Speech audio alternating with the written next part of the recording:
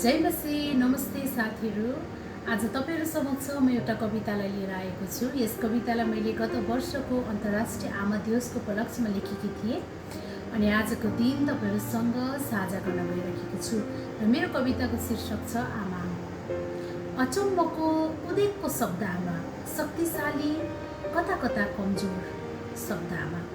तिमीले देखेको ठुलो रमणीय संसार, मैले बुझेको चुला चौका अनि कुना कप्चाको कसैगर, मैलो लुगाको थुप्रो मिरमिरेदेखि गोरुलेसम्मको संसार।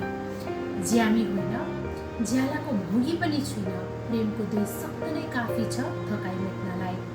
महसुल उठाउने झैँ उभिन्न तिम्रो अघि, तर हरेकलाई प्रार्थनामा उठाउँछु।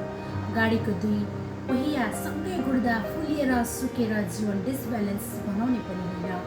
तिमी जहाँ लड्छौ त्यही लडेकी छु, तिमी घट्दा त्यही घटेकी छु।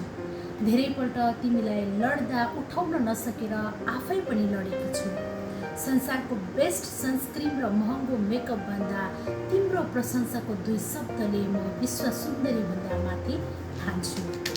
आमा साह्रै साधारण शब्द, साह्रै साधारण मन हुँदो रहेछ। आफैले रोपेको फुलको पत्ता हरियो हुँदा अपार आनन्द हुँदो रहेछ। घरमा घामको किरण अनि शीतल पवनको झोकामा विभोर हुन्छु। मलाई तिमीले यो देऊ त्यो देऊ खुसी हुन्न। मेरो खुसी तिमी मसँगै हुँदा मेरै हातको निवाला सन्तुष्टले खाइदेऊ, काफी छ। मात्र तिमी मेरो बुझेको संसारको एकमुठी आत्मसम्मानलाई बाँच्न देऊ। बाहिरको तिमीले देखेको अपवित्रतालाई मेरो आँगनमा नल्याइदेऊ। तिमीले दिएको एक दिनको उत्साहमा म खुसी हुन्न। हो तिम्री आमा, तिम्री नानीकी आमा, तिम्रो घरको आमा।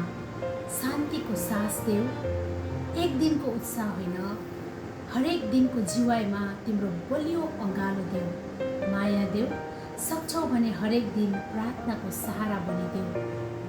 हरेक सम्बन्धमा इमान्दार बनिदेऊ, उहाँको भयमा बाँचिदेऊ। मेरो निम्ति उत्साह यही नै हो। धन्यवाद।